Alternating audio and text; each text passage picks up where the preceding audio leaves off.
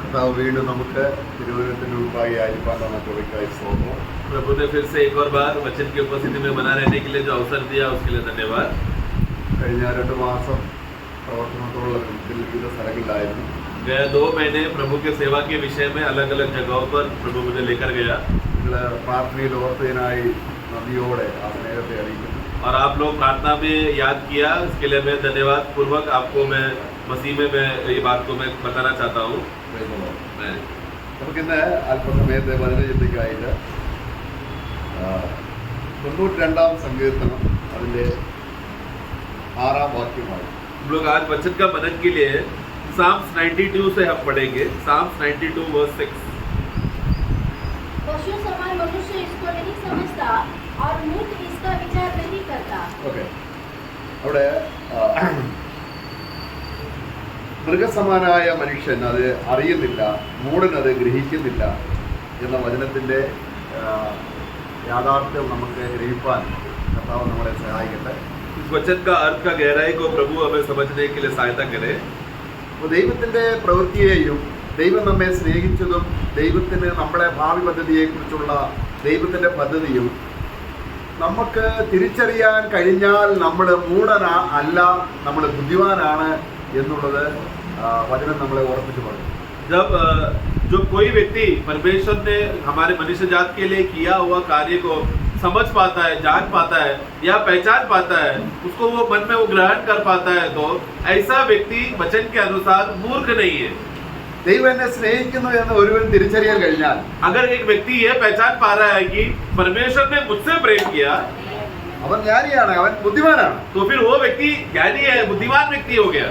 അപ്പോൾ അവിടെ ദൈവം നമ്മളെ സ്നേഹിക്കുന്നു എന്ന് ദൈവം അറിയിക്കാൻ, നമ്മുടെ ഹൃദയത്തിൽ അത് എത്തിക്കുവാൻ ദൈവം ചില പ്രവൃത്തികൾ ചെയ്തതിനെ കുറിച്ചാണ് അവിടെ അതിൻ്റെ 92-ാം സങ്കീർത്തനം 4-ാം വാക്യത്തിൽ പറയുന്നത്. तो परंतु परमेश्वर तो ये मनुष्य के जीवन में परमेश्वर ने क्या कार्य किया है, ये कार्य मनुष्य का हृदय में किस रीति से पहुंचाया है, पहुंचाने के लिए भी जो प्रभु ने कार्य करना पड़ा, उसके विषय में है हम लोग।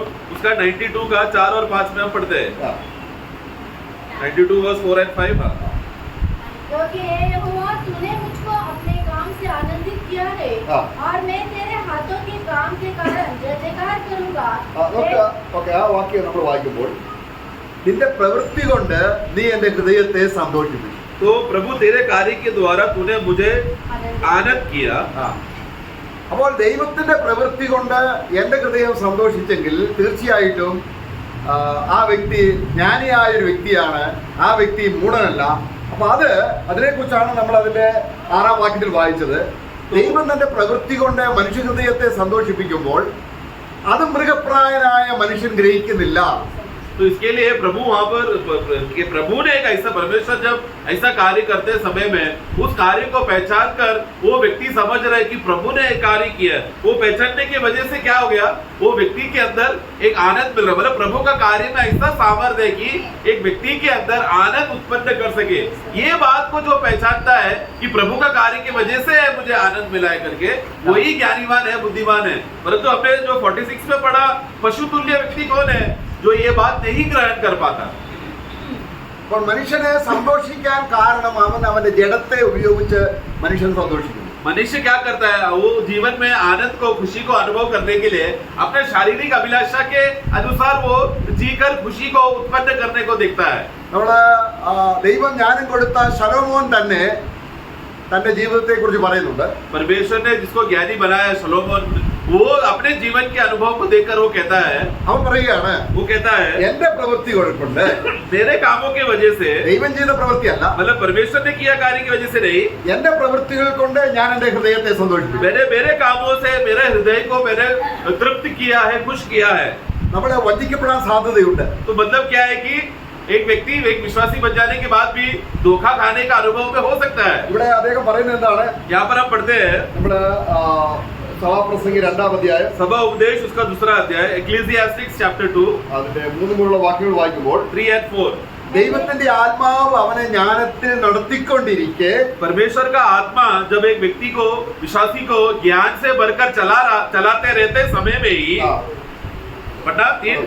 मैंने मन में सोचा हाँ। कि किस प्रकार से मेरी बुद्धि बनी रहे और मैं अपने प्राण को दाख मधु पीने से किस प्रकार बहलाऊं और कैसे मूर्खता को थामे रहूं जब तक मालूम न करूं कि वह अच्छा काम कौन सा है जिसे मनुष्य अपने जीवन भर करता रहे। 4। मैंने बड़े बड़े काम किए, हाँ। मैंने अपने लिए घर बनवा लिए और अपने लिए दाख की बारियां लगवाई। देखो ये कौन बोल रहा है? जो प्रभु के आत्मा में चलाया जाने वाला व्यक्ति था वो अपने दिल में कह रहा है। ആ. അവിടെ 9-ാം വാക്യത്തിൽ വായിക്കുകയാണ്, और फिर वाक्य 9 में ഇങ്ങനെ എന്റെ പ്രവൃത്തികൾ കൊണ്ട് इस रीत पढ़ना। इस प्रकार मैं अपने से पहले के सब यरूशलेम वासियों से हाँ। अधिक महान और धनाढ्य हो गया, हाँ। तो भी मेरी बुद्धि ठिकाने रही। 10-ാം വാക്യത്തിൽ വായിക്കുകയാണ്, 10 में എന്റെ സകല പ്രയത്നവും നിമിത്തം എന്റെ ഹൃദയം സന്തോഷിച്ചു. എന്റെ സകല പ്രയത്ന നിമിത്തം എന്റെ ഹൃദയം സന്തോഷിച്ചു. पढ़ना। मैंने अपना मन किसी प्रकार का आनंद भोगने से न रोका। हाँ, मेरा मन में सभी प्रकार का जो भी प्रकार का आनंद था वो पाने के लिए मैं अपने को कभी नहीं रोका। मतलब वो अपने मेहनत से सब आनंद को उसने प्राप्त किया। ഇവിടെയാണ് ഒരു ദൈവവൈദ്യന്റെ അനുഗ്രഹം എന്താണ്? അവന്റെ ഹൃദയം സന്തോഷിക്കുന്നത് അവന്റെ പ്രയത്നം കൊണ്ടാണോ അതോ ദൈവം പ്രവർത്തിച്ചത് കൊണ്ടാണോ എന്നുള്ളത് അവൻ തിരിച്ചറിയണം. तो यहाँ पर एक विश्वासी को ये बात का पहचान मतलब अपने जीवन में परखना चाहिए कि उसको मतलब जो भी भलाई की बात है उसको मिला है तो क्या उसने उसके मेहनत से हासिल किया हुआ बात है या प्रभु ने कार्य किया उसकी वजह से उसको वो मिला। ये बात का फर्क विश्वासी जानना चाहिए। നമ്മള് എക്ലിസിയാസ്റ്റിക്സ് 2-ന്റെ 10-ാം വാക്യവും നമ്മളിപ്പോൾ വായിച്ച സങ്കീർത്തനം 92:4 തമ്മിൽ ബന്ധപ്പെടുത്തി വായിക്കുമ്പോൾ ഇവിടെ ഭക്തൻ പറയുകയാണ്, നിന്റെ പ്രവൃത്തികൾ കൊണ്ട് എന്റെ ഹൃദയത്തെ ഞാൻ സന്തോഷിക്കും. तो अपने जैसा सभा उपदेश एक्लीसियास्टिक उसका 2:10 पे जो पढ़ा जहाँ पर प्रभु का दास वो कहता है कि मैंने मेरे काम से मेहनत करके मैं खुशी हासिल किया, परंतु उसके विपरीत है अपने भजन संहिता 92 में हमने क्या पढ़ा कि परमेश्वर के कार्यों की वजह से मैं आनंदित हो गया। അപ്പൊ ദൈവം ഒരു പ്രവൃത്തി ചെയ്തിൽ സന്തോഷിക്കുന്നതിന് ഒരു നിത്യതയുണ്ട്. तो मतलब लेकिन प्रभु ने जो काम करने के बाद उस काम के द्वारा एक व्यक्ति को अगर आनंद मिलता है तो उसमें उस आनंद में अनंतता है। അവിടെ നമ്മള് ഈ അദ്ദേഹം തന്നെ പറയുന്നുണ്ട്, അദ്ദേഹം സൊലോമോൻ തന്നെ പറയുന്നുണ്ട്, सोलोमन खुद कहता है, നമ്മളെ എക്ലിസിയാസ്റ്റിക് 3:14 വായിക്കുന്നുണ്ട്. सभा उपदेश 3:14 एक्लीसियास्टिक 3:14 मैं जानता हूँ कि जो कुछ परमेश्वर करता है हाँ। वह सदा स्थिर रहेगा, हाँ। न तो उसमें कुछ बढ़ाया जा सकता है हाँ। और न कुछ घटाया जा सकता है। परमेश्वर ऐसा इसलिए करता है कि लोग उसका भय माने।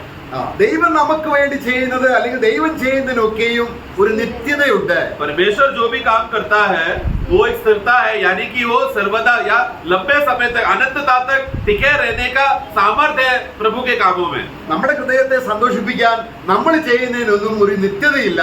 അത് നശിച്ചു പോകും, അത് പാഴായി പോകും, അത് ഭൂമിയോടുള്ള ബന്ധത്തിലാണ്, അതിന് സ്വർഗം വില കൽപ്പിക്കുന്നില്ല. परंतु हम लोग जब मेहनत करके हमारे खुशी का तृप्तता के लिए हम लोग कुछ काम करके हमें खुशी बढ़ाने के लिए हमें खुशी मिलने के लिए जब काम करते हैं समय में उसका फल क्या, उसका परिणाम क्या होगा?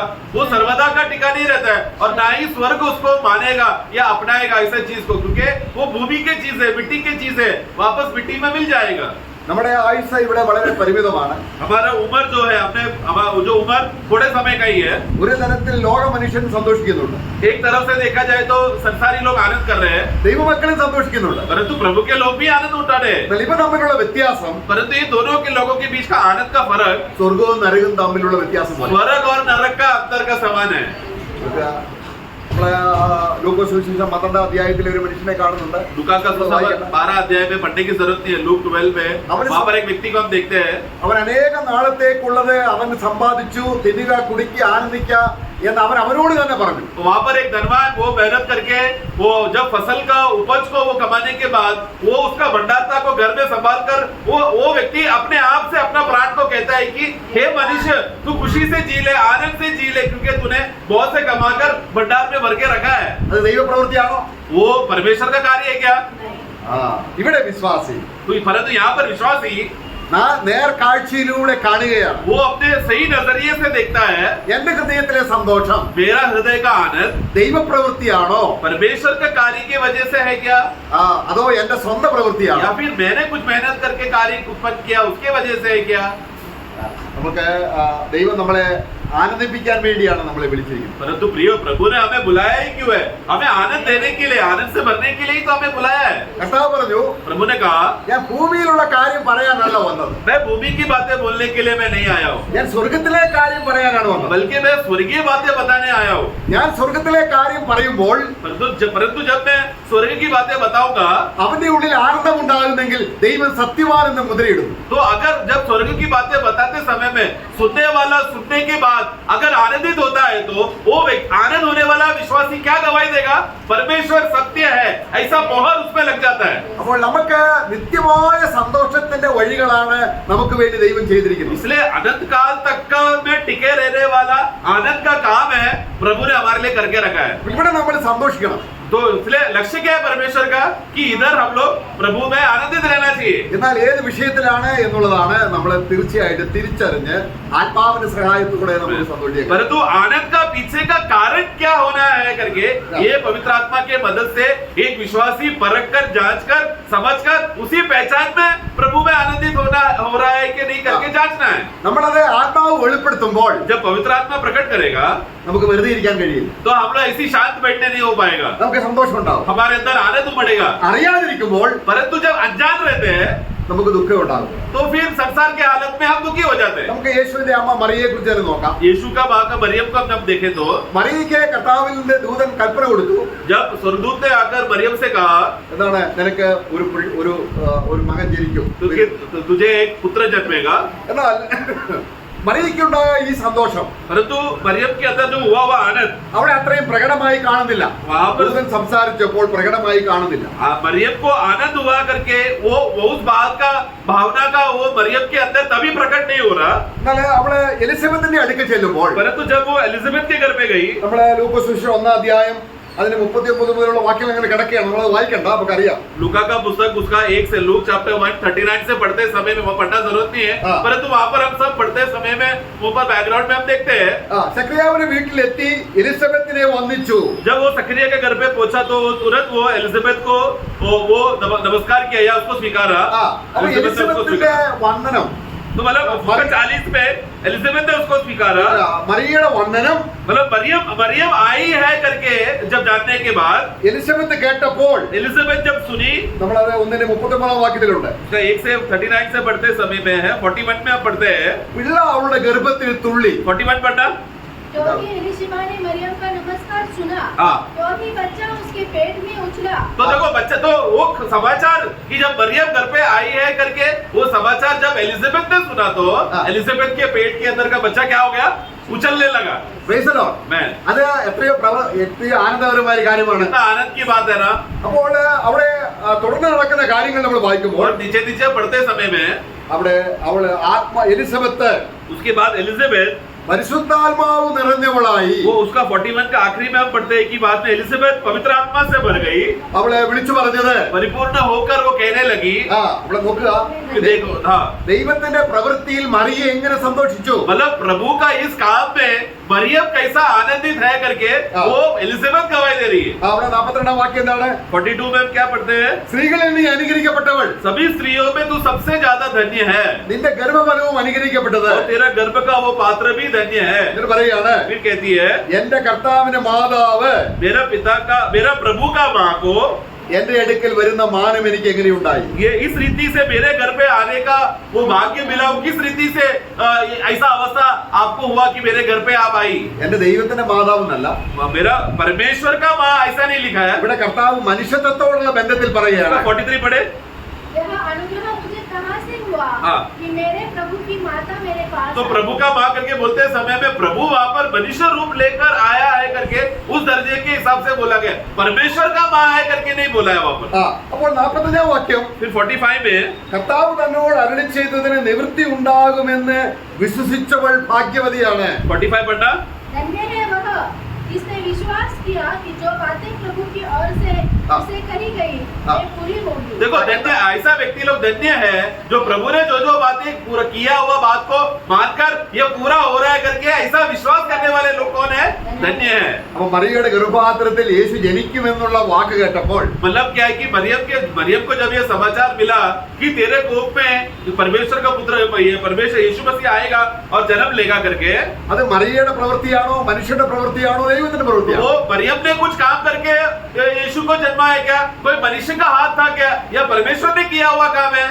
ഇവിടെ നമ്മൾ അടുത്ത വാക്യം വായിക്കുകയാണ്. फिर अगला वाक्य में ദൈവത്തിന്റെ പ്രവൃത്തിയിൽ അവിടെ ഉള്ളം സന്തോഷിക്കും. നമുക്ക് നോക്കുക 46 വാക്യം. 46, 47 तब मरियम ने कहा, मेरा प्राण प्रभु की बड़ाई करता है हाँ। और मेरी आत्मा मेरे उद्धार करने वाले परमेश्वर से आनंदित हुई। നോക്കുക, ഇവിടെ പ്രാണനും ആത്മാവും വേർപെടുത്തി പറയുന്നത് കണ്ടോ? देखो यहाँ पर प्राण और आत्मा का फर्क बता रहे हैं। देखो എന്താണ് ആത്മാവിന്റെ സന്തോഷം? आत्मा का आनंद क्या है എന്താണ് ജഡത്തിന്റെ സന്തോഷം? और शारीरिक आनंद क्या है?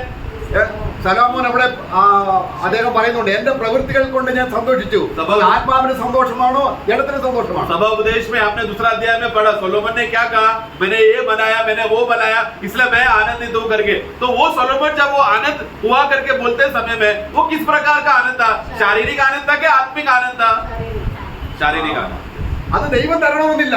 तो मतलब ऐसा शारीरिक आनंद मिलने के लिए जरूरी नहीं कि परमेश्वर देगा तो भी वो परमेश्वर देना चाहिए करके। शारीरिक आनंद अपना मेहनत से भी हम लोग प्राप्त कर सकते हैं, എന്നാൽ മറിയയെ തെരഞ്ഞെടുത്തത് परंतु मरियम को चुन लिया जाना അത് ദൈവത്തിന്റെ പ്രവൃത്തിയാണ്. ये परमेश्वर का काम है। മറിയ അതിൽ സന്തോഷിച്ചു. और ये परमेश्वर उसको चुना है करके ये बात जब मरियम जानी तो मरियम आनंदित हो गई। അവിടെ ദേഹി കൊണ്ടും उसका प्राण से മനുഷ്യ ആത്മാവ് കൊണ്ടും സന്തോഷിച്ചു. और उसका मनुष्य आत्मा से वो आनंद करके प्रभु को धन्यवाद दे रहा है।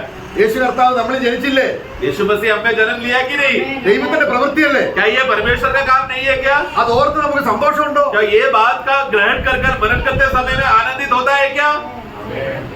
നമ്മളൊരു 100 പ്രാർത്ഥനാ വിഷയങ്ങളും കൊണ്ടുവരുക. हम तो प्रार्थना करने के टाइम क्या करते हैं, सब प्रकार का अलग अलग विषय लेकर आते हैं, ये चाहिए वो चाहिए, ये दो वो दो बोल के प्रार्थना करते हैं। പ്രാർത്ഥന കേട്ടാ സന്തോഷം, प्रार्थना सुन लिया तो आनंद है, പ്രാർത്ഥന കേട്ടില്ലിരുന്നു. प्रार्थना सुना नहीं तो दुख हो जाते हैं। ഇവിടെ മറിയ പറയാണ്, परंतु यहाँ पर मरियम कहती है, എന്നിൽ കർത്താവ് ജനിക്കുന്നു എന്നുള്ളത് എന്റെ ആത്മാവ് കൊണ്ട് ഞാൻ ഘോഷിച്ചുല്ലസിക്കുന്നു.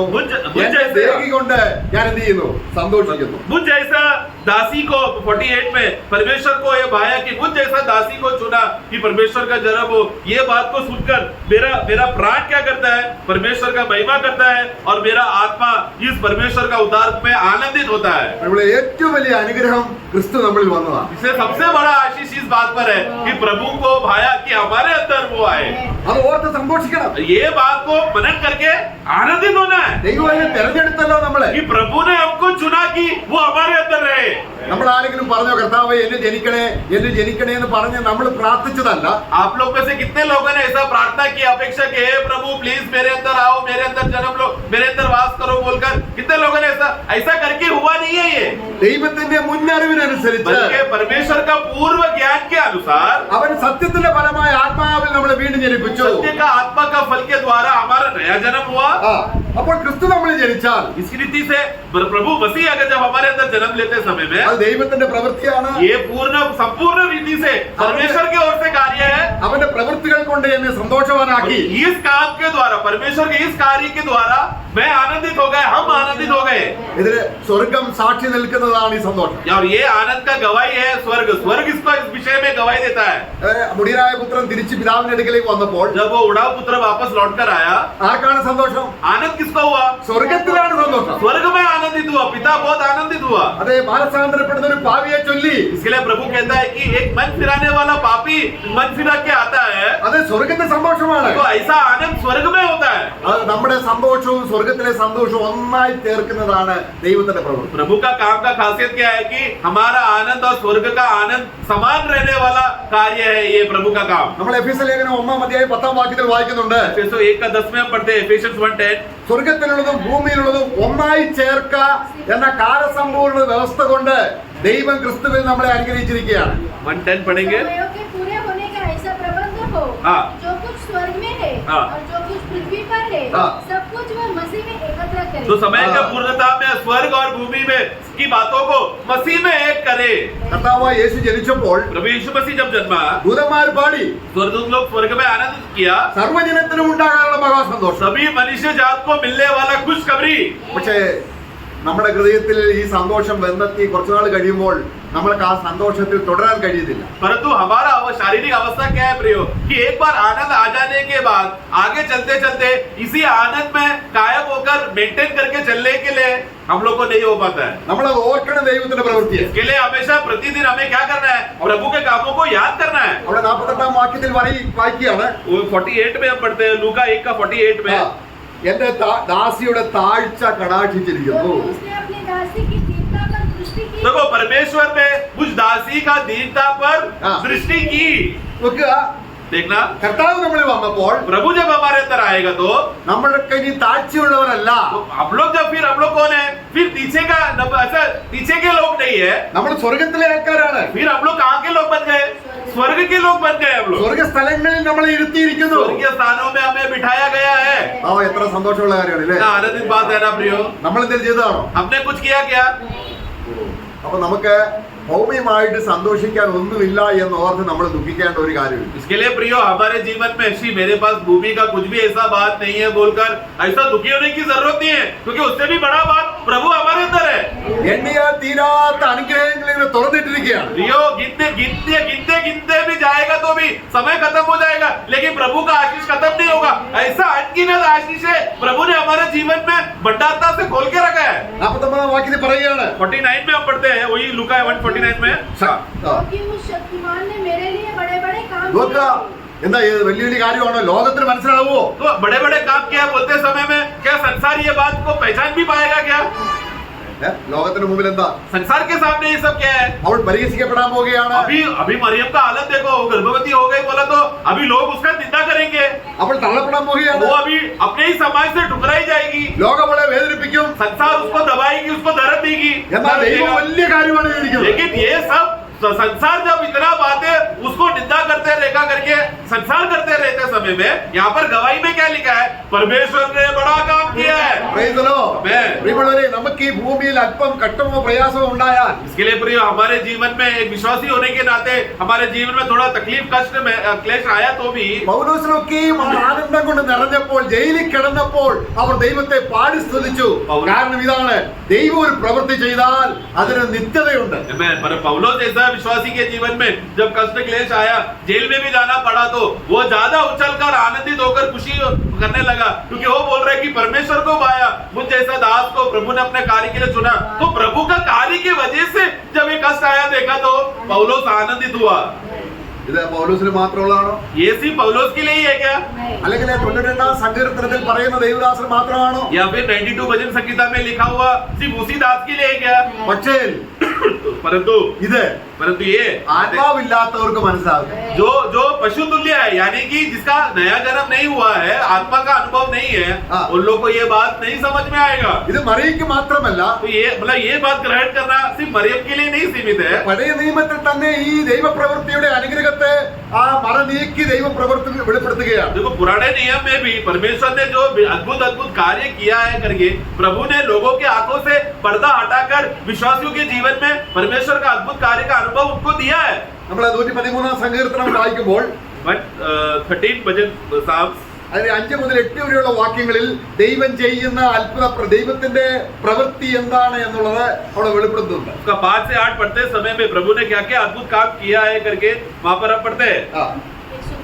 113 का 113. हमारे परमेश्वर यहोवा के तुल्य कौन है? നമ്മുടെ ദൈവമായ കർത്താവിനെ പോലെ സദൃശൻ ആരുള്ളൂ? हमारा यहोवा परमेश्वर के समान, उनके समान का तुल्यता में कौन है? ഇനി 6 വാക്യം फिर 6 में നമ്മൾ ഒരു വ്യത്യസ്ത രീതിയിൽ വേണം മനസ്സിലാക്കാൻ. ये एक अलग रीति से हमें वचन को ग्रहण करना है. और आकाश और पृथ्वी पर भी दृष्टि करने के लिए झुकता है. हाँ. वह कंगाल को बस भाई सिर्फ 6 में खाली अभी. അവിടെ 6 വാക്യം പറയാണ്, 6 में हम पढ़ते हैं, ആകാശത്തിലും ഭൂമിയിലും ഉള്ളവയെ അവൻ. जो आकाश और भूमि में है, ഇത് പറഞ്ഞാൽ ഭൂമിയോട് ബന്ധപ്പെട്ടുള്ള ആകാശം, അല്ലെങ്കിൽ ആകാശവും ഭൂമിയും ഉദ്ദേശിക്കുന്നതാണ്. मतलब आकाश और भूमि मतलब प्रिय यहाँ पर बाकी को समझना है, भूमि के संबंध का सामने जो आकाश है, स्वर्ग जो आकाश, उसके विषय में बोला गया है। हाँ, उस भूमि के लोगों को परमेश्वर देखने के लिए, ആകാശമില്ലെങ്കിൽ ഭൂമിയില്ല. मतलब आकाश नहीं है तो भूमि भी नहीं है। ആകാശത്തിലുള്ള സൂര്യനും ചന്ദ്രനും കൊണ്ടാണ് ഭൂമിയിൽ ഫലങ്ങൾ ഉളവാകുന്നത്, മൃഗങ്ങൾ ജീവിക്കുന്നത്, മനുഷ്യർ ജീവിക്കുന്നത്. നമുക്ക് ജീവിക്കാനുള്ള എല്ലാ സാധ്യതകളും ആ സൂര്യകിരണങ്ങൾ കൊണ്ടാണ്. तो आकाश में रहने वाले सूरज से है, हम जानते हैं कि पूरा जो भूमि को, धरती को उसका उपज, उसका ऊर्जा मिलता है, जिसके वजह से अनाज उगता है, खेती उगता है, और मनुष्य, बाकी पशु, अन्य जीविया उस फसल से जीता है। അപ്പോൾ ഈ താഴെ നോക്കുമ്പോൾ तो जब परमेश्वर जब देखते समय में नीचे, അവൻ ചില എളിയവരെ കാണുന്നു. അതിന് 7-ാം വാക്യത്തിൽ वो कुछ दीन लोगों को, नम्र लोगों को देखता है जो मिट्टी में है करके, बाकी साथ में हम पढ़ते हैं। 7-ാം വാക്യം അവൻ ആരെ കാണുന്നത്? साथ में पढ़ना।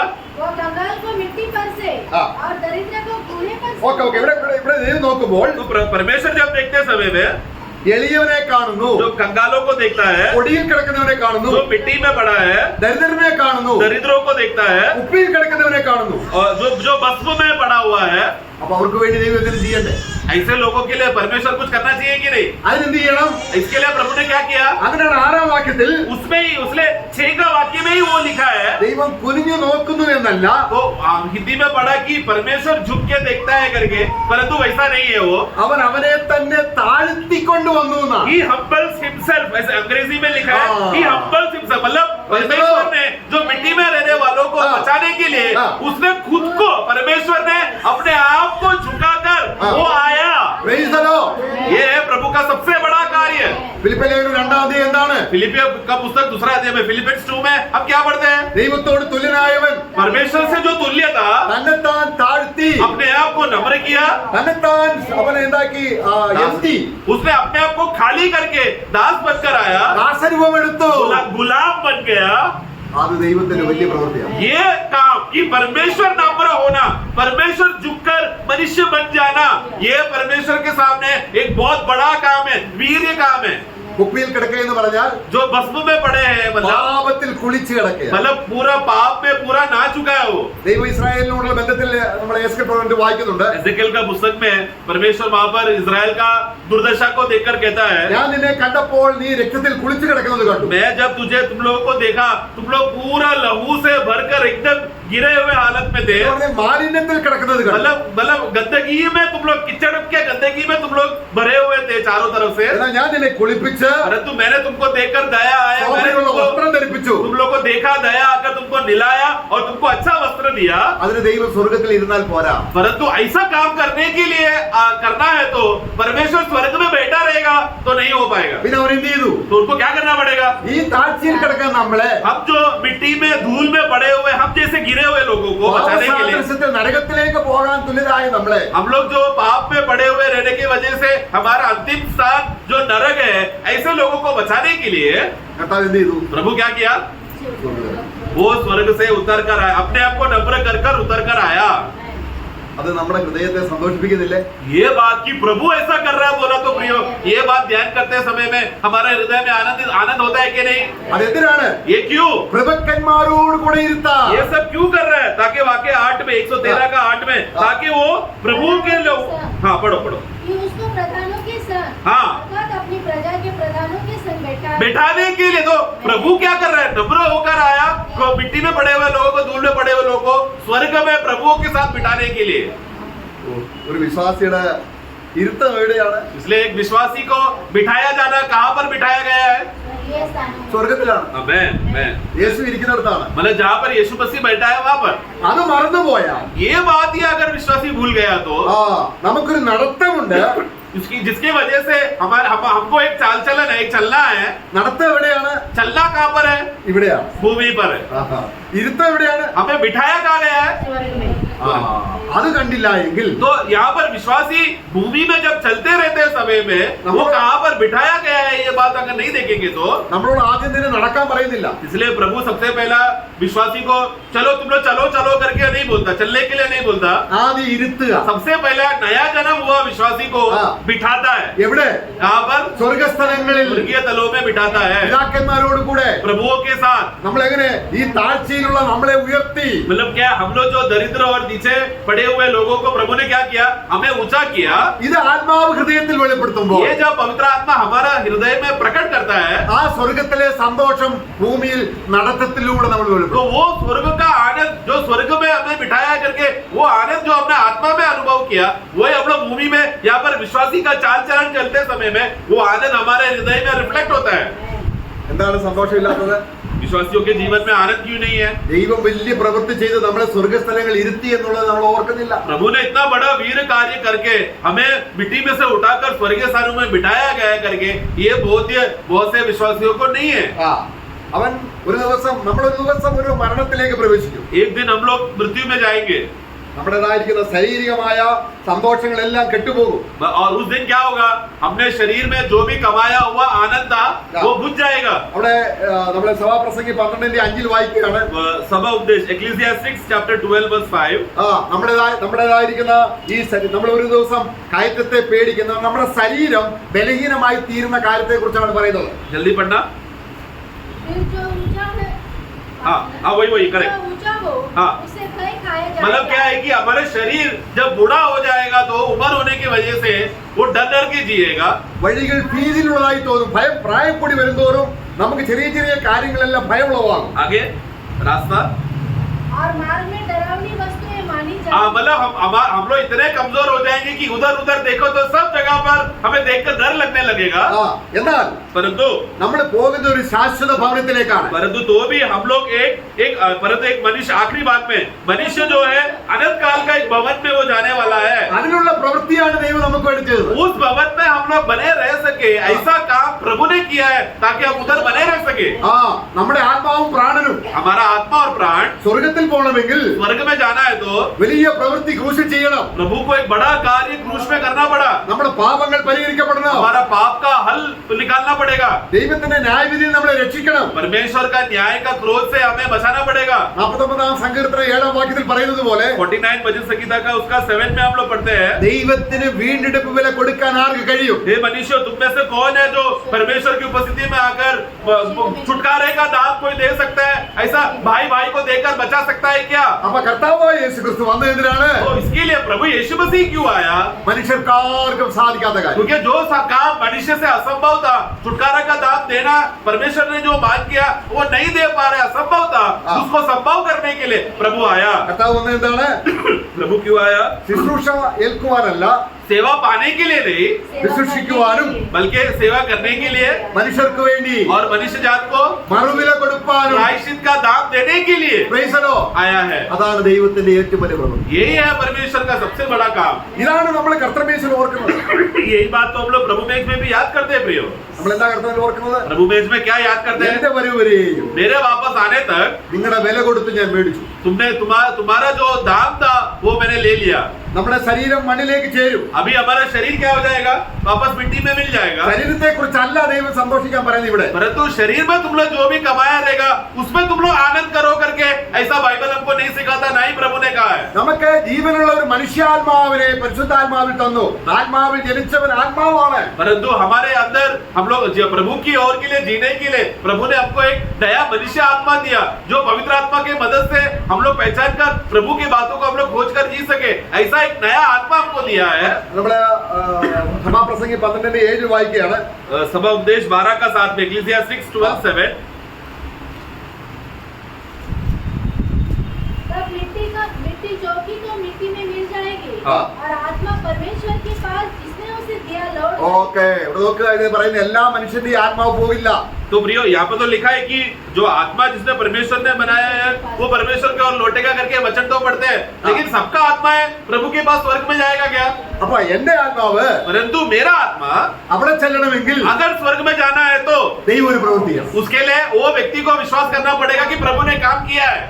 ആ പ്രവൃത്തിയെ കുറിച്ചാണ് നമ്മൾ അപ്പോസ്തല പ്രവൃത്തി 13 അധ്യായത്തിൽ വായിക്കുന്നത്. उस काम के विषय में प्रेरितों का कार्य 13 अध्याय में Acts chapter 13 അപ്പോസ്തലനായ പൗലോസ് യഹൂദന്മാരോട് പറയുകയാണ്, कोरिन्थों का कार्य में वहां पर अपोस्तल पौलोस वहां पर कहता है यहूदियों को കർത്താവിനെ കണ്ടിട്ട് കർത്താവിനെ നിന്ദിക്കുകയും പരിഹസിക്കുകയും ചെയ്ത യഹൂദന്മാരോട് പറയുകയാണ് അതിന്റെ 40-ാം വാക്യം. 13 verse 40 13 का 40 इसलिए चौकस रहो, ऐसा न हो कि जो भविष्यवक्ताओं की पुस्तक में आया है तुम पर भी आ पड़े। നിങ്ങളുടെ കാലത്ത് ഞാൻ ഒരു പ്രവൃത്തി ചെയ്യും. हाँ उसका 41 पढ़ना अगला वाक्य ये निंदा करने वालों देखो हाँ। और चकित हो हाँ। और मिट जाओ, क्योंकि मैं तुम्हारे दिनों में एक काम हाँ मैं तुम्हारे हाँ। दिनों में एक काम करूंगा. ആ പ്രവൃത്തി എന്താണ്? ये कौन सा काम है? കാൽവരി ക്രൂശിൽ ക്രിസ്തുവിന്റെ മരണമാണ്. कलवरी क्रूस पे प्रभु यीशु मसीह हमारे लिए आकर मरा हुआ काम. അത് നമ്മുടെ പാപങ്ങളെ കഴുകി ശുദ്ധീകരിച്ച് നമുക്കൊരു ആത്മാവിനെ തന്ന് നിത്യതയിലേക്ക് നമ്മളെ പ്രവേശിപ്പിക്കുന്ന പ്രവൃത്തിയാണ് യേശു ചെയ്തത്. उस काम का फायदा क्या हो गया? प्रभु ने जब क्रूस पर मरने की वजह से हमारे अंदर के अंदर जो पाप और जो दाग था वो सबको प्रभु ने खत्म करके नाश करके हमें शुद्ध करके एक नया आत्मा दिया ताकि हम लोग उस आत्मा के द्वारा हम लोग स्वर्ग में प्रवेश कर सके. നമ്മൾ നീതീകരിക്കപ്പെടുന്നു, हम लोग धर्मी ठहराए गए हैं, ദൈവമക്കളാകുന്നു, हम लोग परमेश्वर के संतान बन चुके हैं, നമ്മുടെ പേര് സ്വർഗത്തിൽ എഴുതുന്നു, हमारा नाम स्वर्ग में लिखा गया है, നമുക്ക് പുതിയൊരു ആത്മാവിനെ नया ലഭിക്കുന്നു, आत्मा मिला നമുക്ക് പരിശുദ്ധാത്മാവിനെ ലഭിക്കുന്നു. और पवित्र आत्मा भी मिला. ദൈവം നമുക്ക് തന്നത് അറിവാനായിട്ട് വചനത്തിലൂടെ നമുക്ക് സാധിക്കുന്നു. और प्रभु ने क्या क्या बातें दिया है वो सब बातें वचन के द्वारा हम लोग जान सके ऐसा ज्ञान भी दिया. ഇതെല്ലാം അറിയുന്നത് എങ്ങനെയാണ്? ये सब हम कैसा जान पाते हैं? ആത്മാവിൽ അറിയുന്നു. आत्मा में जानते हैं. അപ്പൊ ആത്മാവിനെ ലഭിക്കുക എന്നുള്ളത് ദൈവത്തിന്റെ വലിയ പ്രവൃത്തിയാണ്. इसके लिए आत्मा को मिल जाना मतलब आत्मा में हमें आत्मा मिल जाना ही वो भी प्रभु का बड़ा कार्य है. അപ്പോൾ ഈ ദൈവദാസൻ തന്നെ इसलिए प्रभु का दास ने സ്വർഗത്തിലെ കാര്യങ്ങളെ കുറിച്ച് ഗ്രഹിക്കുന്ന ഒരു സ്ത്രീയെ കുറിച്ച് ഉത്തമഗീതത്തിൽ പറയുന്നുണ്ട്. स्वर्ग का बातों को क्या महानता को देखते हुए स्त्री को उसके साथ तुलना कर सॉन्ग्स ऑफ सोलोमन में लिखा है. സഭാപ്രസംഗിയിൽ പറയുന്നത് सभा उपदेश में पढ़ते हैं ആകാശത്തിന് കീഴ് मतलब भूमि के नीचे സൂര്യന് കീഴെയുള്ള കാര്യമാണ്. मतलब सभा उपदेश में पढ़ते समय में भूमि की बातें पृथ्वी के नीचे सूर्य के किरण में नीचे जो भी बातें हैं सब माया है बोलकर वैसा उसने वर्णन किया. അതിലെ സന്തോഷമെല്ലാം മനുഷ്യന്റെ ജഡം കൊണ്ട് സാധിക്കുന്ന കാര്യമാണ്. और वो सूर्य के नीचे की किरण से जो भी व्यक्ति मेहनत करके आनंदित होता है वो सब शारीरिक है मिट जाएगा करके सभा उपदेश में लिखा है. ആത്മാവ് കൊണ്ട് സ്വർഗത്തിലുള്ള കാര്യങ്ങൾ കണ്ട ഒരു സ്ത്രീയെ കുറിച്ചാണ് ഉത്തമഗീതം. परंतु श्रेष्ठ गीत का पुस्तक का खासियत क्या है कि आत्मा से भरी हुई एक ऐसी स्त्री जो स्वर्ग की बातों में आनंद लेकर क्या क्या उसको आनंद का लाभ हुआ करके उस पे भरकर वो श्रेष्ठ गीत लिखता है. അവൾ പറയുകയാണ്, वहां पर हम पढ़ते എന്റെ हैं പ്രിയൻ मेरा प्रिय 1000-10,000 പേര് ശ്രേഷ്ഠ, हजारों पुरुषों से भी श्रेष्ठ है. അവൻ എങ്ങനെയാണ് വെണ്മയും ചുവപ്പുമുള്ളവൻ, और वो एकदम खूबसूरत है. ആ മരുഭൂമിയിൽ പ്രിയന്റെ മേൽ ചാരി വരുന്ന ഇവളാ. ഇതെല്ലാം എന്താണ്? ആത്മീയ ദർശനത്തിൽ ആത്മീയ കണ്ടുകൊണ്ട് സന്തോഷിക്കുന്ന കാര്യങ്ങളാണ്. वो कौन है जो उस मरुभूमि से आ रही है और अपने प्रिय के सीने में सर रखकर आ रही है? कौन है? तो ये सब बातें जो प्रभु और कलीसिया का भेद का बात है ये एक स्वर्गीय प्रकाश है, स्वर्गीय दर्शन की बात है जो आत्मिक लोग पढ़कर आत्मा में समझते हैं. അപ്പോൾ നമുക്ക് അതിനാണ് ദൈവം തന്റെ ആത്മാവിൽ നമ്മളെ അഭിഷേകം ചെയ്ത് സ്വർഗീയ കാര്യങ്ങൾ അറിയാൻ നമ്മളെ പ്രാപ്തരാക്കുന്നത്. इसके लिए सबसे विश्वासियों को प्रभु क्या करता है? विश्वासियों को आत्मा में वो अभिषेक करता है. ये अभिषेक का फायदा क्या है कि हम लोग प्रभु का अलग अलग विभिन्न बातों का भेद की बातों को हम लोग समझ सके, पहचान सके, हम लोग मालूम कर उसमें आनंदित होकर जी सके. 92 സംഗീതത്തിൽ നമ്മൾ എന്താ വായിച്ചത്? 92 भजन संगीता में हमने क्या पढ़ा था? അറിയുന്നില്ല മൂഢനത് അറിയുന്നില്ല. जो मूर्ख है और जो पशु तुल्य व्यक्ति है वो ये बात नहीं जानता, नहीं समझ पाता, नहीं ग्रहण कर पाता. എന്നാൽ 1 യോഹന്നാൻ 2:20 വായിക്കുകയാണ്, पहला यूहन्ना 2:20 में हम पढ़ते हैं 1 John 2:20 സകലവും അറിയുന്നു. तुम लोग सब बातें जानते हो. എന്ന് പറഞ്ഞ എന്താണ്? मतलब क्या है? നമ്മളെ സന്തോഷിപ്പിക്കാൻ ദൈവം തന്റെ കൈകൊണ്ട് പ്രവർത്തിച്ചതെല്ലാം അറിഞ്ഞ് സന്തോഷിച്ച് ഘോഷിച്ചുല്ലസിക്കുകയാണ്. അതാണ് മറിയ പറഞ്ഞത്, എന്റെ ആത്മാവ് കൊണ്ട് ഞാൻ എന്ത് ചെയ്യുന്നു? ഉല്ലസിച്ച് ഘോഷിക്കുന്നു. तो मतलब वो अभिषेक के द्वारा हम लोग ये सब बात जान पा रहे हैं. मतलब प्रभु ने हमारे लिए जो भी किया हुआ बातें वो अभिषेक के द्वारा हम लोग जानने की वजह से क्यों हम जान पा रहे हैं? ताकि जैसा मरियम ने गवाही दिया, मेरा प्राण से मैं परमेश्वर की महिमा करती हूँ और मेरा आत्मा से मैं प्रभु को धन्यवाद देकर मैं आनंदित होती हूँ. तो ये आनंद होने के लिए है प्रभु हमें आत्मा के द्वारा ये सब बातें प्रभु का आत्मिक अर्थ को आत्मिक रीति से आपको प्रकट करके देता है. പ്രാകൃത മനുഷ്യനത് അറിയുന്നില്ല. स्वाभाविक मनुष्य ये सब बातें नहीं जान पाता, नहीं पहचान पाता.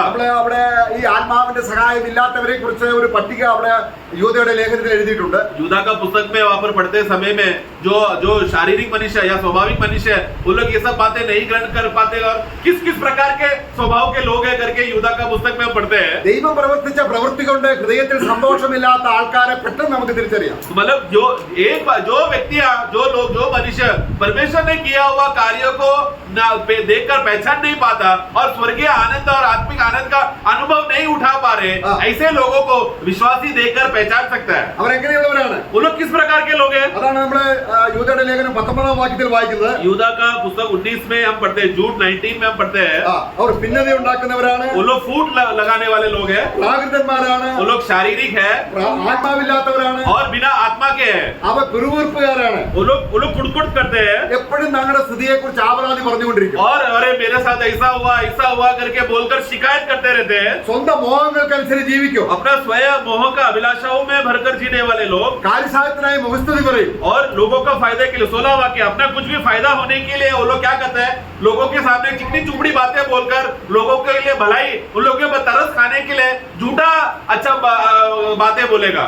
എന്നാൽ നമ്മള് 92 സങ്കീർത്തനം 4 വാക്യത്തിൽ വായിക്കുന്നത് പോലെ നിന്റെ കൈകളുടെ പ്രവൃത്തി കൊണ്ട് എന്റെ ഹൃദയത്തെ സന്തോഷിപ്പിക്കുന്നു, ഞാൻ ഘോഷിച്ചുല്ലസിക്കുന്നു എന്ന് പറയുവാൻ ആത്മാവ് ലഭിച്ചവർക്ക് മാത്രമേ കഴിയൂ. परंतु जैसा हमने 92 भजन संगीता का 4 में हम लोग पढ़ते समय में जहाँ पर अपने वचन में हमने पढ़ा कि हे प्रभु तेरे कार्य की वजह से तूने मुझे आनंद दिया है करके, ऐसा बोलने के लिए ऐसा गवाही नया जन्म पाकर जिसके पवित्र आत्मा जिसमें निवास कर रहा है वो लोग ही ये गवाही दे सकते हैं. അപ്പൊ ജഡവും ആത്മാവും തമ്മിലുള്ള വ്യത്യാസം എന്താണ്? तो इसलिए शरीर और आत्मा का फर्क क्या है?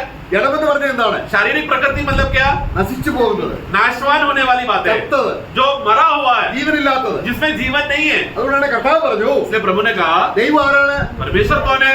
ആത്മാവാണ്, वो परमेश्वर तो आत्मा है, നിത്യനാണ്, सनातन का है, മരണമില്ലാത്തവനാണ്. मृत्यु नहीं है. നമ്മളെ ഇസ്രായേൽ മക്കൾ ആത്മീയമായി പരാജയപ്പെട്ടപ്പോൾ जब इजरायली लोग आत्मिक विषय में हार गए ഇതുപോലെ സലോമോനെ പോലെ ഭൗമിക വിഷയങ്ങൾ സന്തോഷിക്കാൻ തുടങ്ങി. और सोलोमन के समान भूमि की बातें शारीरिक बातों में देखकर आनंदित होकर उसमें वो लोग खुशी मनाने लगे. അപ്പോൾ ദൈവം അവർക്ക് വരാൻ പോകുന്ന അപകടത്തെ കുറിച്ച് യെശയ്യാ പ്രവാചകനിലൂടെ പറയുന്നുണ്ട്. तो परमेश्वर उनको यशायाह भविष्यवक्ता के द्वारा इस्राएल के ऊपर आने वाला विपत्ति और उनके ऊपर आने वाला दुर्घटनाओं के बारे में यशायाह भविष्यवक्ता को भेजकर प्रभु वचन देता है. നമുക്കത് യെശയ്യാവിന്റെ പുസ്തകം 31 അധ്യായം 1 വാക്യം വായിക്കാം. Isaiah 31:3 में हम पढ़ते हैं. 31:1.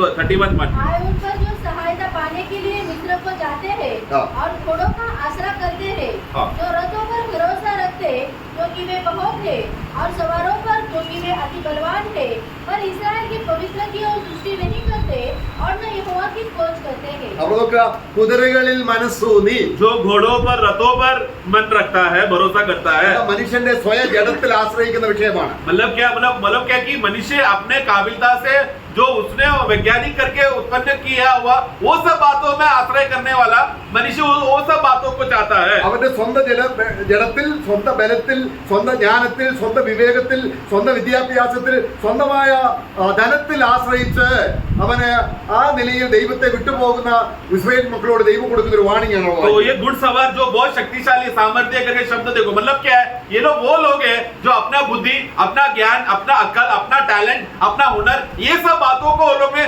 मजबूत कर मैं बहुत शक्तिशाली हूँ, मैं कर सकता हूँ बोलकर प्रभु पर आश्रय छोड़कर अपना काबिलता पर भरोसा करके जीने वाला अवस्था में इजराइल यहाँ पर पहुंच गया. കുതിരകൾ ഉള്ളത് കൊണ്ട് സന്തോഷമാണ് അവർക്ക്. मतलब उन लोग में घोड़ा अगर ज्यादा है तो उनको बहुत आनंद है. രഥം അനുമതി ഉള്ളത് കൊണ്ട് സന്തോഷമാണ്. वो लोग अच्छे घुड़सवार और घोड़ों का रथ बना पा रहा है तो उन लोगों को बहुत खुशी है. കുതിര ചേവകർ ബലവാന്മാരായതുകൊണ്ട് സന്തോഷമാണ്. घुड़सवार लोग बहुत ही बलवान है क्योंकि ट्रेन करके वो लोग बलवान हो गए. ये सुनकर वो ये है बोला तो उनके सेना में बोला तो खुशी हो गया.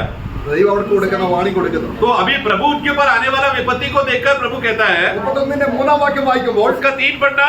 मिस्री लोग ईश्वर नहीं मनुष्य ही है हाँ। और उनके घोड़े आत्मा नहीं मांस ही है. നോക്ക്, ദൈവമല്ല, मतलब परमेश्वर नहीं है. ഇസ്രായേൽ മക്കൾ മിസ്രൈമിനെ ആശ്രയിക്കുകയാണ്. मतलब ऐसा क्यों वाक्य बोला है कि मिस्रैम लोग वो सिर्फ साधारण पुरुष लोग है, मनुष्य है, परमेश्वर नहीं. मतलब इस्राएली लोगों ने मिस्र का उत्पन्न पर मिस्र में इतना वो लोग ने विकास किया देखकर वो लोग मिस्र देश पर आश्रय किया. परमेश्वर पर जो आश्रय करना था उन लोगों के लिए मिस्र ही उनका परमेश्वर बन गया. എന്ന് പറഞ്ഞാൽ മിസ്രൈമർ ദൈവമല്ല. तो इसलिए प्रभु वहां पर क्या बोल रहे हैं, मिस्रैम खाली मनुष्य लोग है, वो लोग परमेश्वर नहीं है। അപ്പൊ നമ്മൾ സന്തോഷിക്കുന്ന ഏതിലാണ്? तो इसके लिए हम लोग किस पे आनंद कर रहे हैं? ദൈവം നമുക്ക് വേണ്ടി ചെയ്ത കാര്യങ്ങളിലാണ്. परमेश्वर ने हमारे लिए जो काम किया उसके आधार पर है। संसार ने जो काम करके देकर उसमें हम विकास पा रहे हैं, उसमें नहीं। കുതിരകൾ ആത്മാവല്ല എന്ന് പറഞ്ഞാൽ കുതിരകൾക്ക് നിത്യതയില്ല. तो घोड़े जो है वो लोग आत्मा नहीं, मतलब क्या, ये घोड़े तुम लोगों ने जो अपना विज्ञान लगाकर घोड़ा और रथों को बनाकर जो तुम लोग ने बनाया ना, अरे वो शरीर है, वो मिट्टी में मिल जाएगा। आत्मा नहीं है, मतलब क्या, वो अनंतता में उसका वैल्यू नहीं है। നമ്മുടെ സഹായം കുതിരകളല്ല, हमारा मदद घोड़ों में नहीं, ദൈവത്തിന്റെ ആത്മാവാണ്. डायरेक्ट परमेश्वर का आत्मा हमें मदद करता है। അപ്പൊ നമുക്ക് വേണ്ടി ദൈവം ഒരുക്കിയിരിക്കുന്ന കാര്യങ്ങൾ നമ്മളെ സന്തോഷിപ്പിക്കാനായിട്ട് നമ്മുടെ ഹൃദയങ്ങളിലേക്ക് ആനന്ദമായിട്ട് അവൻ കടന്നു വരും. क्योंकि आत्मा क्यों आया है, प्रभु ने हमारे लिए जो जो कार्य किया है वो सब बातों को प्रकट करके देने के लिए, हमें बता के देने के लिए और जानने के बाद आनंद मिलने के लिए प्रभु का आत्मा हमको दिया गया है। ദൈവത്തിന്റെ സ്നേഹം परमेश्वर का प्रेम നമ്മുടെ ഹൃദയത്തിൽ എത്തിച്ചത് ആത്മാവാണ്. हमारे हृदय में पहुंचा कर दिया किसने? पवित्र आत्मा ने। അപ്പൊ ദൈവത്തിന്റെ സ്നേഹം നമ്മുടെ ഉള്ളിലുണ്ടെങ്കിൽ, यानी कि परमेश्वर का प्रेम अगर हमारे अंदर है तो, സ്നേഹം ഉണ്ടെങ്കിൽ എന്തുണ്ട്? प्रेम है तो സന്തോഷമുണ്ട്. आनंद है, സന്തോഷം ഉണ്ടെങ്കിൽ എന്തുണ്ട്? आनंद है तो സമാധാനമുണ്ട്. आत्मा का फल का बात सब हम पढ़ते हैं वहां पर। ഇതെല്ലാം നിത്യതയോട് ബന്ധപ്പെട്ട तो കാര്യം. आत्मा का फल में एक बार प्रेम आ गया तो प्रेम, आनंद, शांति, ये सब बातें कहाँ का है? स्वर्गीय है। मतलब आत्मा ही आ गया और प्रेम अगर प्रकट हो गया, मतलब पूरा स्वर्ग वहां पर है।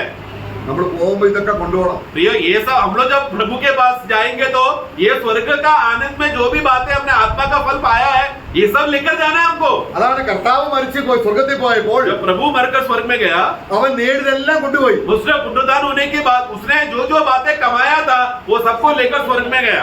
സഭയെ കൊണ്ടുപോയി സ്വർഗത്തിൽ ഇരുത്തി. और फिर प्रभु पुनरुत्थान में क्या हो गया? स्वर्ग में गया तो क्या किया?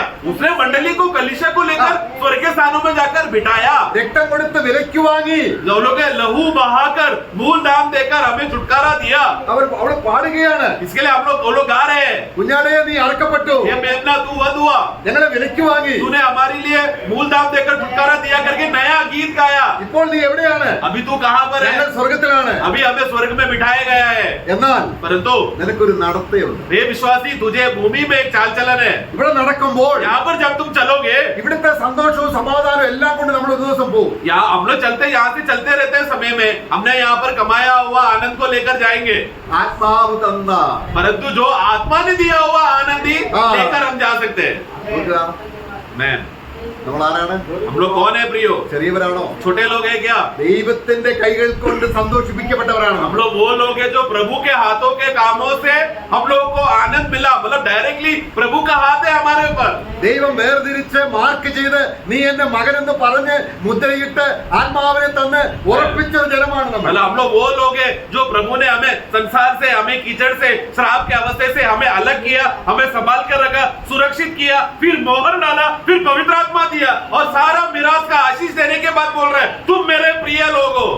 അപ്പോൾ ഈ ആത്മാവ് अब तो ये आत्मा നമ്മുടെ ബലഹീനതയ്ക്ക് हमारे कमजोरी के समय നമ്മൾ में, പ്രാർത്ഥിക്കുമ്പോൾ इसलिए खास रीति से जब हम प्रार्थना करते समय में നമ്മൾ ജഡത്തിൽ പ്രാർത്ഥിക്കരുത്. हम लोग शरीर में प्रार्थना ना करें, നമ്മുടെ ശാരീരികമായ ജ്ഞാനം കൊണ്ട് പ്രാർത്ഥിക്കരുത്. हमारा शारीरिक बल बुद्धि और टैलेंट में हम लोग प्रार्थना ना करें, കാരണം ജഡത്തിന്റെ ചിന്ത എപ്പോഴും ദൈവത്തിൽ നിന്ന് നമ്മളെ അകറ്റിക്കളയും. क्योंकि शरीर में मन लगाना हमेशा हमको प्रभु से दूर ही लेकर जाएगा, मृत्यु ही देगा। നമ്മള് ഒരു വാക്യം കൂടെ വായിക്കാം. റോമലേഖനം 8-ാം അധ്യായം रोमियो का पुस्तक 8 का അതിൽ 26-27 വാക്യങ്ങൾ വായിക്കുമ്പോൾ रोमन्स 8:26-27 इसी रीति से आत्मा भी हमारी दुर्बलता में सहायता करता है, क्योंकि हम नहीं जानते कि प्रार्थना किस रीति से करना चाहिए, परंतु आत्मा आप ही ऐसे आहे भर कर जो बयान से बाहर है हमारे लिए विनती करता है और मनो നോക്കുക, എത്ര വലിയ നമുക്ക് വേണ്ടി പ്രാർത്ഥിപ്പാൻ ദൈവത്തിന്റെ ആത്മാവിനെ തന്നിട്ടുണ്ടെന്ന്. तो हमारे लिए विनती करने के लिए हाँ। पवित्र आत्मा दिया गया है करके वचन में पढ़े हमें, कितना बड़ी बात है ना।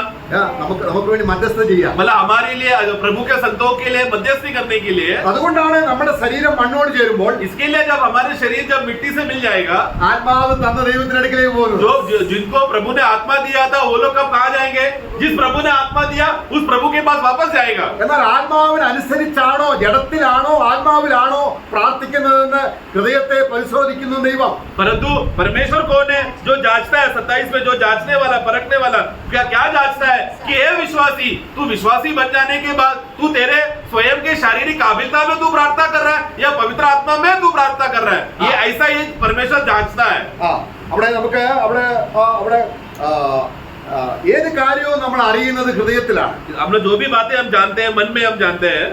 നമ്മൾ വിശ്വസിക്കുന്നത് ഹൃദയം കൊണ്ടാണ്. हम लोग पूरे मन से विश्वास करो मतलब कैसा बोलते हैं, पूरे मन से मतलब अपने हृदय से तुम विश्वास करो कहते हैं. ഹൃദയത്തിൽ ആത്മാവ് നിറഞ്ഞു കഴിയുമ്പോൾ तो इसके लिए इस हृदय में इस मन में जब आत्मा भर जाता है നമ്മുടെ വിശ്വാസം ശരിയായി. तो हमारा विश्वास सही रहेगा. നമ്മുടെ ഹൃദയത്തിൽ ആത്മാവ് ഉണ്ടെങ്കിൽ अगर हमारे हृदय में मन में आत्मा है तो നമുക്ക് എപ്പോഴും സന്തോഷം. हमेशा आनंद रहेगा. प्रियो, കർത്താവ് എപ്പോഴും ഭൂമിയിലായിരിക്കുമ്പോൾ प्रभु जब भी भूमि में था അവർ ആത്മാവിൽ ആനന്ദിച്ച് പറഞ്ഞു തുടങ്ങിയത്. वो वहां पर हम पढ़ते हैं ना, आत्मा से आनंदित होकर प्रभु ऐसा बातें बोला. കർത്താവ് വന്നത് തന്നെ എന്താണ്? प्रभु आया ही बात क्या था. യെശയ്യാവിന്റെ പുസ്തകം 61 വാക്യത്തിൽ Isaiah 61 में हम पढ़ते हैं, ദുഃഖിതരെ ആശ്വസിപ്പിക്കുവാൻ, दुखी लोगों को आश्वासन देने के लिए, മുറിവുള്ളവരെ മുറിവ് കെട്ടുവാൻ, जो घाव में भरे हैं उनको चंगा करने के लिए, നമ്മുടെ ആത്മാവിൽ നിറയ്ക്കാൻ, हमें आत्मा में भरने के लिए സ്തുതി എന്ന മേലുള്ള പറയുവാൻ, और स्तुति का धन्यवाद का घोषणा करने के लिए, ഇതെല്ലാം ആത്മാവ് ചെയ്യുന്ന കാര്യമാണ്. ये सब आत्मा जिस पर आएगा वो करेगा करके वचन में लिखा है. ഇതെല്ലാം ദൈവം നമുക്ക് വേണ്ടി ചെയ്ത വലിയ കാര്യങ്ങളാണ്. ये सब बातें प्रभु ने हमारे लिए किया हुआ एक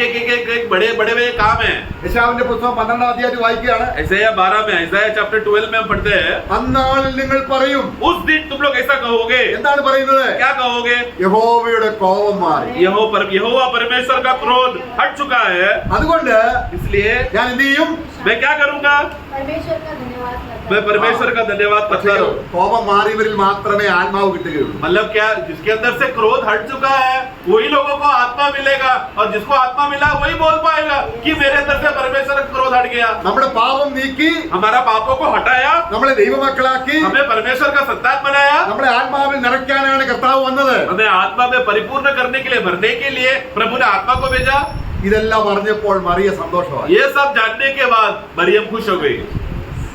മറിയയ്ക്ക് ഗർഭപാത്രത്തിൽ യേശുവിനെ വഹിക്കുന്നത് മാത്രമല്ല അവൾ കണ്ടത്. मतलब मरियम सी, मैं परमेश्वर ने मुझे चुना कि मेरा गर्भ चुन जाए, सी वो बात पर नहीं थी आनंद हो, പിന്നെന്താണ്? बल्कि उसका असली आनंद क्या था? അവളുടെ രക്ഷകനായി, उसका उद्धार करता, ഓ പ്രൈസ് ദി ലോർഡ്, उसका उद्धार करता जन्म लिया, उसके लिए वो आनंदित हो गई. അവൾ ആത്മാവിൽ സന്തോഷിച്ചു. वो आत्मा में आनंदित हुई അവളുടെ ദേഹിയിൽ അവളെ പോഷിച്ചുല്ലസിച്ചു. और प्राण से परमेश्वर का नाम को महिमा किया. ഈ കാര്യങ്ങളെല്ലാം നമ്മൾ എടുത്തുകൊണ്ട് ये सब बातों को हम लोग लेकर, ഇനിയിപ്പോൾ നമ്മുടെ സങ്കീർത്തനം 92 4 വാക്യത്തിൽ പറയുമ്പോൾ यही बात को समझकर जब हम Psalms 92 का 4 में जब हम पढ़ते हैं, നിന്റെ പ്രവൃത്തികൾ കൊണ്ട് നീ എന്നെ സന്തോഷിപ്പിച്ചു. तेरा कामों के द्वारा, हाथों के कामों के द्वारा तूने मुझे आनंदित किया. നിന്റേതായിരിക്കുന്ന പ്രവൃത്തികൾ കൊണ്ട് എന്ത് ചെയ്തു? तेरे നിന്റെ काम കൈകളുടെ പ്രവൃത്തിയെ കുറിച്ച് ഞാൻ പോഷിച്ചുല്ലസിക്കും. और तेरे हाथों के काम से मैं घोषणा करूंगा, मैं आनंदित करूंगा होऊंगा. ആ കാലുകുരി കുരിശിൽ കരങ്ങൾ വിരിച്ച് प्रभु ने जब कलवरी क्रूस में अपने हाथों को जब फैलाया, നമ്മളെ പാപക്കടം വീട്ടുവാൻ നമുക്ക് വേണ്ടി ചെയ്തതല്ല, हमारा पाप का कर्ज को पूरा करने के लिए, जो कर्ज का मिटाने के लिए एक एक बूंद का खून जो प्रभु ने बहाया, അത് ഇഹത്തിലും പരത്തിലും നമ്മൾ ഘോഷിക്കാൻ പോകുകയാണ്. वो इधर भी और आने वाला युग में भी वो आनंद को घोषणा करने का अवस्था में प्रभु ने हमको लाकर खड़ा करके रखा है. അത് ജയഘോഷമാണ്. और वो विजय का घोषणा है. യഹോവയുടെ കൂടാരത്തിൽ, ദൈവത്തിന്റെ ഭക്തന്മാരുടെ കൂടാരങ്ങളിൽ യഹോവയുടെ ജയഘോഷമുണ്ട്. भक्त का भवन में, भक्त का तंबू में हमेशा यहोवा का नाम का जय जयकार हमेशा बना रहता है. കാര്യം എന്താണ്? कारण क्या है? നമുക്കിനി പാതാളമില്ല, अभी हमारे लिए नरक नहीं है, നമുക്കിനി നരകമില്ല, अभी पाताल हमारे लिए नहीं है, നമുക്ക് ദൈവത്തിന്റെ ന്യായവിധിയില്ല, परमेश्वर का न्याय नहीं है, നമുക്കിനി ദുഃഖമില്ല. दुख नहीं. നമ്മളെപ്പോഴും ദൈവത്തോടു കൂടിയാണ്. हम लोग अभी सर्वदा के लिए प्रभु के साथ रहेंगे. ഈ വചനങ്ങളാൽ इस वचन के द्वारा നിങ്ങളെപ്പോഴും സന്തോഷിച്ചുകൊള്ളു. तुम लोग हमेशा आनंदित रहो. എവിടെയായിരിക്കട്ടെ, तुम ജയിലിലായിരിക്കാം, लोग जेल में जाओगे शायद, प्रभु के ഭൗതികമായ नाम के നിലയിൽ लिए, ചില ഘട്ടങ്ങളിലായിരിക്കാം. प्रभु के नाम के वजह से दुनिया में तुमको कष्ट उठाना पड़ेगा, പക്ഷേ നാം ജഡത്തിലാകാതെ परंतु उस समय में शारीरिक ना हो, നാം ആത്മാവിലായിക്കൊണ്ട് आत्मा में बने रहेगा. നമുക്ക് പത്മോസ് ദ്വീപിൽ ആത്മാവിലായപ്പോഴാണ് അവൻ ദർശനങ്ങൾ കണ്ടത്. जैसा यूहन्ना पतमोस डाकू में जाने के बाद वो आत्मा में आया, तभी वो दर्शन देगा. ഓ, ആത്മാവിലായി കഴിഞ്ഞാൽ നമ്മള് ഈ ഭൂമിയിലല്ല. इसलिए प्रियो, जब हम लोग आत्मा में रहते हैं समय में, मतलब एक सच्चा विश्वासी तब ये भूमि के स्तर में नहीं रहता है, वो आत्मिक मंडल में रहता है. നമുക്ക് എപ്പോഴും ആത്മാവിലാകാൻ ആഗ്രഹിക്കാം. इसलिए हम लोग हमेशा ये आग्रह रहे कि हम लोग आत्मा में परिपूर्ण होकर भरते रहे, എപ്പോഴും സന്തോഷമുള്ളവരായിരിക്കാം. हमेशा आनंदित होते रहे. ദൈവത്തിന്റെ പ്രവൃത്തികൾ കൊണ്ട് എന്റെ ഹൃദയത്തെ ദൈവം സന്തോഷിപ്പിച്ചു എന്ന് സത്യമായിട്ട് വിളിച്ചു പറയാം. हम लोग हमेशा ये बात को घोषणा करते रहे, ये प्रभु तेरे हाथों के काम के वजह से मैं आनंदित हुआ, ऐसा गवाह हम लोग निरंतर देते रहे. Praise the Lord. Praise the Lord. प्रभु सबको सहायता करे.